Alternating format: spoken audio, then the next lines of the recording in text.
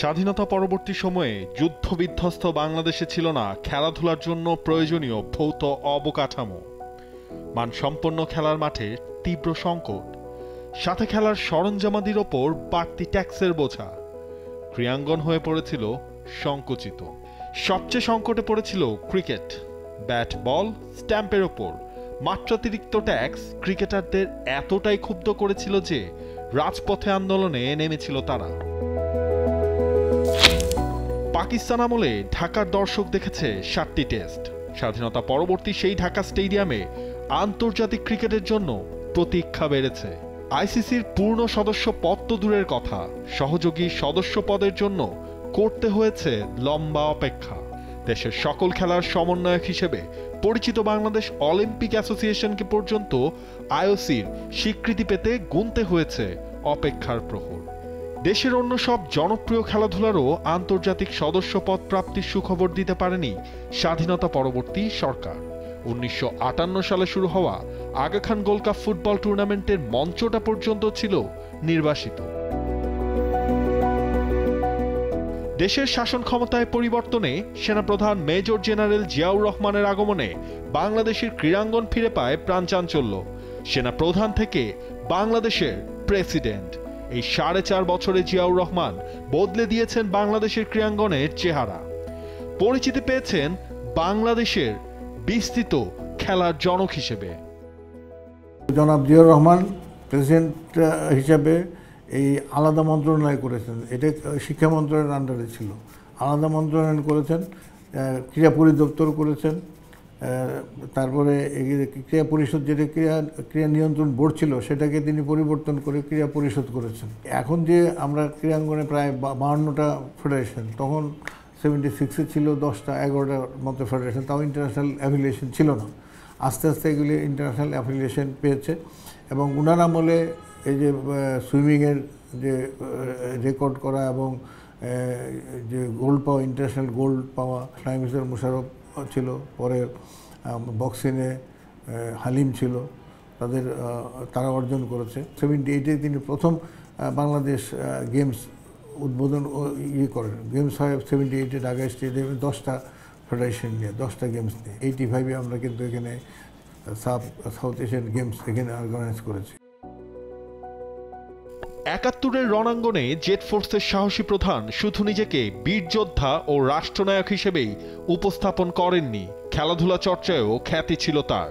নিজে football, athletics, boxing, tennis, squash খেলার নিয়মিত চর্চা করতেন। সেনাপ্রধান হয়েও সেই চর্চার ব্যত্যয় হতে দেননি। পাক্ষিক ক্রীড়া জগতে বন্ধু কোর্সমেট লেফটেন্যান্ট কর্নেল অবসরপ্রাপ্ত এম.এ. হামিদের একটি স্মৃতিচারণমূলক লেখায় উঠে এসেছে শহীদ প্রেসিডেন্ট জিয়াউর রহমানের খেলাধুলা চর্চার অজানা কথা। দেশের প্রেসিডেন্ট হওয়ার পর চরম ব্যস্ততার মাঝেও খেলাধুলাকে ভুলে যাননি।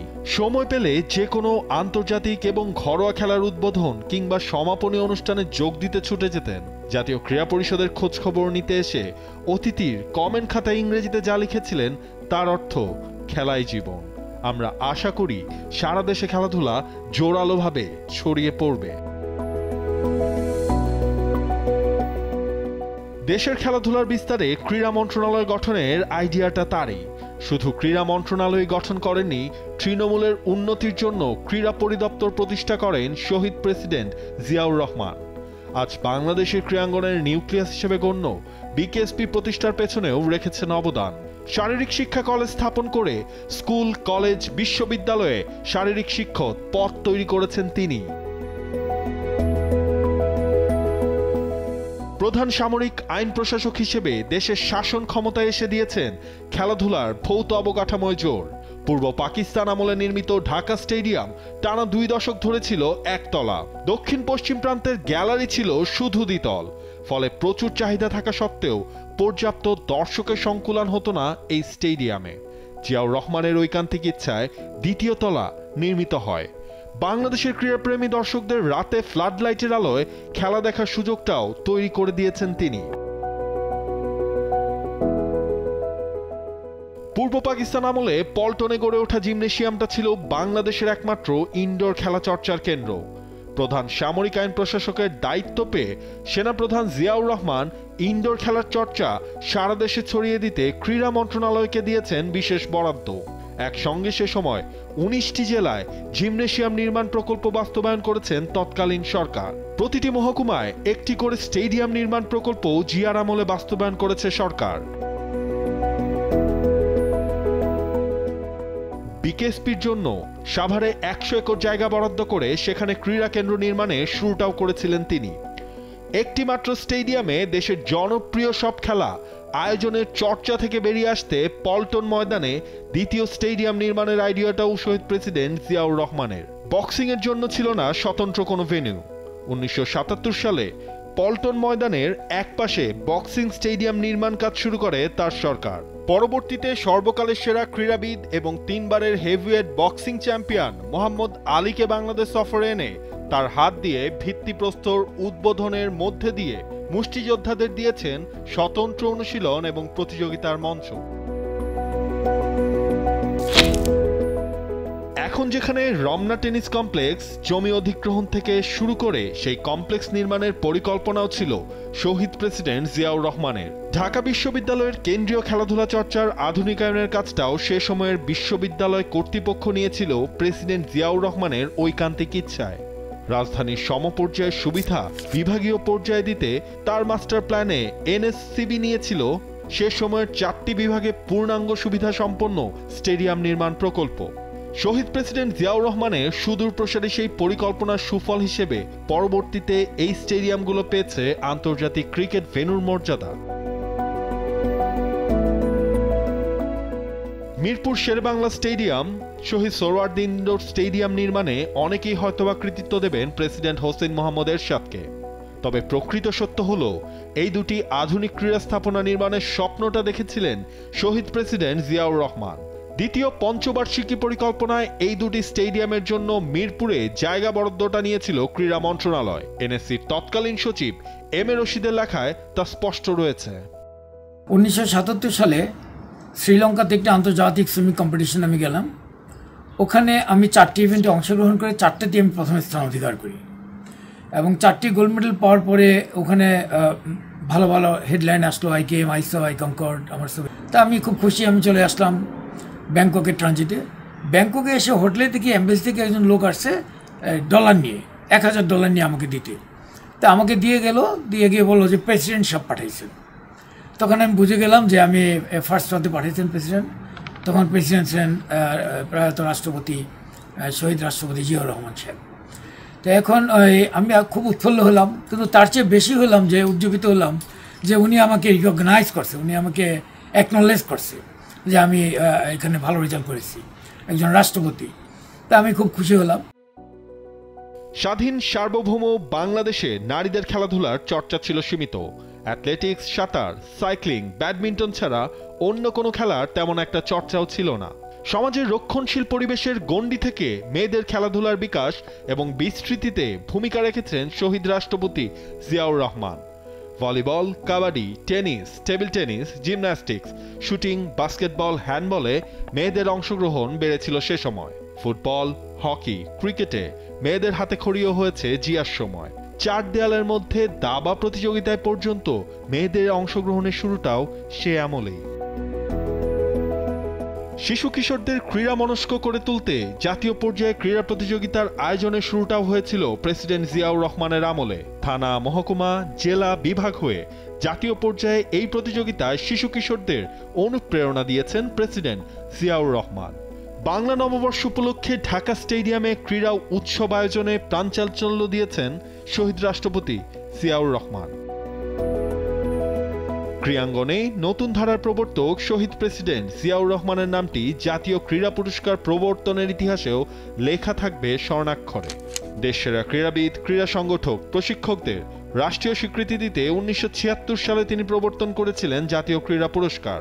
বাংলাদেশের ক্রীড়াঙ্গনে বিশেষ অবদানের স্বীকৃতি স্বরূপ এই পুরস্কারে ভূষিতরা কৃতজ্ঞ চিত্তে স্মরণ করবেন শহীদ প্রেসিডেন্ট জিয়াউর রহমানকে। স্বাধীনতা পদক বা স্বাধীনতা পুরস্কার বাংলাদেশ সরকার কর্তৃক প্রদত্ত সর্বোচ্চ বেসামরিক সম্মাননা পদক।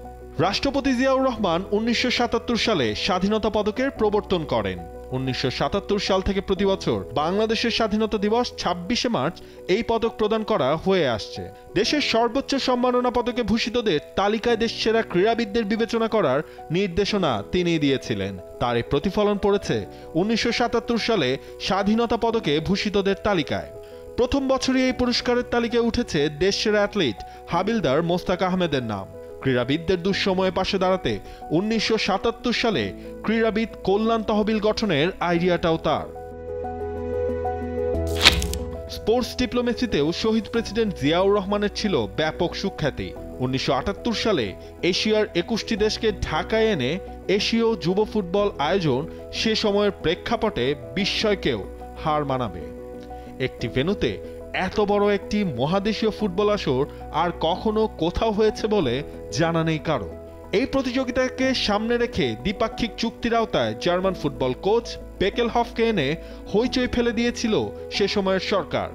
সেই টুর্নামেন্টে মধ্যপ্রাচ্যের দেশ ইয়েমেনকে হারিয়ে বাংলাদেশ ফুটবল দলের জয় সারা দেশকে ভাসিয়েছে উৎসবের জোয়ারে। ওই আসরে বাহরাইনের সাথে ড্রও কম গর্বের নয়। সেই সময় ফুটবল প্রেসিডেন্ট সেক্রেটারি ছিলেন ফুটবল প্লেয়ার তাজুল ইসলাম মান্না, তিনি সেক্রেটারি ছিলেন এবং এত সুন্দরভাবে হোল টুর্নামেন্টটা হয়েছিল যে তাজ্জব হইতে যেত, আমরা তাজ্জব হয়ে গেছি যে কীভাবে তারা এত বড় একটা টুর্নামেন্টকে, প্রায় 1 মাস ব্যাপী টুর্নামেন্ট তারা খুব সুন্দরভাবে অনুষ্ঠিত করায় এবং বাংলাদেশ টিম খুব ভালো খেলে। আমার মনে আছে বাংলাদেশের জার্মান কোচ ছিল বেকেলহফ, দুর্দান্ত খেলছে বাংলাদেশ টিম। এবং বেকেলহফ যে এত ভালো কোচ, আমি চেয়েছিলাম যে বেকেলহফকে 2-3 বছরের জন্য বাংলাদেশ যেন রেখে দেয়, কিন্তু সে পর্যন্ত তা হয়নি। মানুষকে মোটিভেট করার জন্য খেলাধুলার যে একটা গুরুত্বপূর্ণ জিনিস, এটা জিয়াউর রহমান আমলে, বিশেষ করে জিয়াউর রহমান সাহেব এটার বুঝে এটা উন্নতি সাধনে তিনি তৎপর হন। এশিয়ার সাঁতারুরা এখন বিশ্বমানের, অথচ কি জানেন এশিয়ান সুইমিং ফেডারেশন প্রতিষ্ঠার পেছনে ভূমিকা রেখেছেন কে? এখানেও শহীদ প্রেসিডেন্ট জিয়াউর রহমানের নামটা চলে আসবে। 1978 সালে নৌবাহিনী সুইমিং পুলে প্রথম এশিয়ান সুইমিং কম্পিটিশনের ইতিহাস সে সাক্ষ্যই দেবে। এই প্রতিযোগিতাকে সামনে রেখে চীনের ওপর থেকে আন্তর্জাতিক ক্রীড়া নিষেধাজ্ঞা তুলে নেওয়ার ক্ষেত্রেও কূটনৈতিক দক্ষতার পরিচয় দিতে হয়েছে সে সময় বাংলাদেশ সাঁতার ফেডারেশনকে। একইভাবে ফুটবলে চীনের ওপর আরোপিত নিষেধাজ্ঞা তুলে নেওয়ার ক্ষেত্রে শহীদ প্রেসিডেন্ট জিয়াউর রহমানের নির্দেশে ফিফার কংগ্রেসে বাংলাদেশ ফুটবল ফেডারেশনের প্রতিনিধি রেখেছিলেন ভূমিকা। শহীদ রাষ্ট্রপতি জিয়াউর রহমানের শাসনামলে ক্রীড়াঙ্গনে অন্যতম আলোচিত ঘটনা ছিল সর্বকালের সেরা মুষ্টিযোদ্ধার বাংলাদেশে আগমন। 1978 সালের ফেব্রুয়ারিতে 3 বারের হেভিওয়েট চ্যাম্পিয়ন মোহাম্মদ আলীর বাংলাদেশ সফরে সব ধরনের সর্বোচ্চ আতিথেয়তার ব্যবস্থা করে দিয়েছিলেন শহীদ রাষ্ট্রপতি জিয়াউর রহমান। ঢাকা স্টেডিয়ামে উপচে পড়া দর্শকের উপস্থিতিতে মোহাম্মদ আলীকে দেয়া হয়েছিল সংবর্ধনা। বঙ্গভবনে দেয়া সংবর্ধনায় মোহাম্মদ আলীর হাতে প্রেসিডেন্ট জিয়াউর রহমান তুলে দিয়েছিলেন বিশেষ নাগরিকত্ব, বাংলাদেশি পাসপোর্ট। বাংলাদেশের ইতিহাসে বিদেশি কোনো কৃতিমানের হাতে দেশের পাসপোর্ট তুলে দেওয়ার দৃষ্টান্ত ছিল ওটাই প্রথম। জিয়াউর রহমান সাহেব বলে দিয়েছেন নাগরিকত্ব দিয়েছিল ঢাকার মেয়র, তখন বোধহয় ছিল আবুল আসাদ, ব্যারিস্টার আবুল আসাদ, এখানে তার হাতে দেয়। আশ্চর্য, 2জন বাঙালি, আমি নাম ভুলে গেছি, তাদের খুব শখ যে মোহাম্মদ আলীকে বাংলাদেশে নিয়ে আসবে এবং তারা নিজেরা কয়েক কোটি টাকা খরচ করে এই পৃষ্ঠপোষকতা করছেন এবং মোহাম্মদ আলীকে বাংলাদেশে নিয়ে আসতে ভূমিকা রেখেছেন। এটা আমরা কল্পনা করিনি যে পৃথিবীর এত সব দেশ থাকতে এই ছোট্ট অজানা অচেনা বাংলাদেশ তখন নতুন দেশ হিসাবে পরিচিত হয়েছে, এই দেশে আসবে। এবং এখানে নিয়ে আসার পর তাকে এই স্টেডিয়ামে সংবর্ধনা দেওয়া হয়, নাগরিকত্ব দেওয়া হয়। স্বাধীন সার্বভৌম বাংলাদেশ ক্রীড়া দল 1972 এবং 1976 অলিম্পিকে অংশগ্রহণের টিকিট পায়নি, কারণ স্বাধীনতার পর দেশের প্রথম সরকারের আমলে বাংলাদেশ পায়নি আন্তর্জাতিক অলিম্পিক কমিটির সদস্যপদ। সে কারণেই আন্তর্জাতিক অলিম্পিক কমিটির সুদৃষ্টি পেতে 1978 সালের মার্চে শহীদ প্রেসিডেন্ট জিয়াউর রহমান প্রবর্তন করেন প্রথম বাংলাদেশ অলিম্পিক। পরবর্তীতে এই আসরটির নাম পরিবর্তন হয় বাংলাদেশ গেমস নামে। ইন্টারন্যাশনাল অলিম্পিক কমিটির সদস্যপদ পাওয়ার আগে এশিয়ান গেমসে অংশগ্রহণের সুযোগ মোটেও সহজ নয়। শহীদ জিয়ার কূটনৈতিক দক্ষতায় তা সম্ভব হয়। 1978 সালে ব্যাংকক এশিয়ান গেমসে অংশগ্রহণের মধ্যে দিয়ে মহাদেশীয় সর্ববৃহৎ ক্রীড়ায় বাংলাদেশের অভিষেক হয়। এশিয়ান গেমসকে সামনে রেখে বিভিন্ন ডিসিপ্লিনে বিদেশি কোচ নিয়োগও ছিল সে সময়ে সরকারের সাহসী সিদ্ধান্ত। সে বছর কানাডার এডমন্টনে কমনওয়েলথ গেমসে অংশগ্রহণেও আরও একটি অভিষেকের অধ্যায় রচিত হয়। এশিয়ান গেমস এবং কমনওয়েলথ গেমসে অংশগ্রহণের সুবাদে ইন্টারন্যাশনাল অলিম্পিক কমিটির সদস্যপদ প্রাপ্তির পথ সুগম হয়েছে। 1980 সালে বাংলাদেশ পায় আন্তর্জাতিক অলিম্পিক কমিটির সদস্যপদ। তাতেই বিশ্বের সর্ববৃহৎ ক্রীড়া আসর অলিম্পিক গেমসে অংশগ্রহণের সুযোগ তৈরি হয়। জিয়া রহমান সাহেব নিলেন, উনি দেখলেন যে ইন্টারন্যাশনাল আন্তর্জাতিক ক্রীড়াঙ্গনে পার্টিসিপেট করতে হলে তো অলিম্পিকের অ্যাফিলিয়েশন লাগবে। তখন অলিম্পিকে আমার যতটুকু মনে আছে অলিম্পিকের অ্যাফিলিয়েশন তখনও চেষ্টা করা হয়েছে, কিন্তু উনি এসে এটাকে বেশিভাবে গুরুত্ব দিয়ে চেষ্টা করে অ্যাফিলিয়েশন বিভিন্ন ফেডারেশনকে বললেন যে তাদের অ্যাফিলিয়েশন তারা নিজে নিবেন। জিয়া রহমান সাহেব যদি উদ্যোগ না নিতেন, মাননীয় প্রেসিডেন্ট যদি উদ্যোগ না নিতেন, তাহলে আজকে কিন্তু এইভাবে প্রসার হইতো না। মাত্র 10টা গেম নিয়ে 78-এ এই ঢাকা স্টেডিয়ামে, তখন এত স্থাপনাও ছিল না, 10টা গেম নিয়ে শুরু করেছেন। এরপরে যেখানে ফুটবল, হকি, ক্রিকেট ছিল না। তো আমি মনে করি যে তখন যদি এই উদ্যোগ না নিতেন, এই যে স্টেডিয়াম 3 তলা করা, বিভিন্ন স্থাপনার চিন্তা করা, প্রতিটা জেলায় স্টেডিয়াম, সুইমিং পুল করা, ইনডোর স্টেডিয়াম করা, এইটার ধারাবাহিকতা কিন্তু পরবর্তীতে চলে আসছে। স্বাধীনতা পরবর্তী বাংলাদেশের ফুটবল ফেডারেশনের আয়োজনে একমাত্র আন্তর্জাতিক টুর্নামেন্ট ছিল আগা খান গোল্ড কাপ। শহীদ প্রেসিডেন্ট জিয়াউর রহমান ফুটবলের আন্তর্জাতিক টুর্নামেন্টের পরিসর দিয়েছেন বাড়িয়ে। দেশের সে সময়ের সবচেয়ে জনপ্রিয় আসর ফুটবলকে চাঙ্গা রাখতে 1981 সালে প্রবর্তন করেন প্রেসিডেন্ট গোল্ড কাপ। এই টুর্নামেন্টটাও ছিল বাংলাদেশের জন্য বিশেষ মাইলস্টোন। বাংলাদেশ লাল দল রানার্স আপ হয়ে কুড়িয়েছে প্রশংসা। আন্তর্জাতিক ক্রীড়ায় বাংলাদেশের সাফল্য অর্জনের শুরুটা শহীদ রাষ্ট্রপতি জিয়াউর রহমানের আমলে। 1976 সালে কলকাতায় সাঁতার প্রতিযোগিতায় মোশাররফ হোসেনের শ্রেষ্ঠত্বের মধ্যে দিয়ে বিদেশের মাটিতে উড়েছে বাংলাদেশের পতাকা। 1977 সালে শ্রীলঙ্কার রাজধানী কলম্বোতে ত্রিদেশীয় আন্তর্জাতিক সাঁতারে মোশাররফের 4টি স্বর্ণজয়ের সুবাদে বেজে উঠেছে বাংলাদেশের জাতীয় সঙ্গীত আমার সোনার বাংলা আমি তোমায় ভালোবাসি। সেই থেকে শ্রেষ্ঠত্ব অর্জনের লড়াই শুরু বাংলাদেশের ক্রীড়াবিদদের। শহীদ রাষ্ট্রপতি জিয়াউর রহমানের আগ্রহে 1977 সালে রচিত হয়েছিল বাংলাদেশের ক্রীড়া সঙ্গীত। বাংলাদেশের দুরন্ত সন্তান আমরা, দুর্বার দুর্জয়, ক্রীড়া জগতের শীর্ষে রাখবো আমরা শৌর্যের পরিচয়। সেলিমার রহমানের লেখা এবং খন্দকার নুরুল আলমের সুরের সেই গানের দর্শনকে ধারণ করে বাংলাদেশের ক্রীড়াবিদরা লড়েছেন আন্তর্জাতিক ক্রীড়ায়, দেশকে উপহার দিয়েছেন একটার পর একটা সাফল্য। সন্তান আমরা, দুর্বার দুর্জয়, ক্রীড়া জগতে শীর্ষে রাখবো আমরা সূর্যের পরিচয়। 1981 সালের 9 এপ্রিলে ঢাকা স্টেডিয়ামে পড়ে শহীদ রাষ্ট্রপতি জিয়াউর রহমানের সর্বশেষ পদচিহ্ন। প্রেসিডেন্ট কাপ ফুটবলের অভিষেক আসরের ফাইনালে প্রধান অতিথি হয়ে ঢাকা স্টেডিয়ামে এসেছিলেন জিয়াউর রহমান। বিজয়ী দক্ষিণ কোরিয়া ফুটবল দলের হাতে তুলে দেন ট্রফি। দক্ষিণ কোরিয়া ফুটবল দলের পক্ষ থেকে স্মারক ফুটবল উপহার পেয়ে ডান পায়ের জোরালো শটে তা পাঠিয়ে দিয়েছিলেন গ্যালারিতে।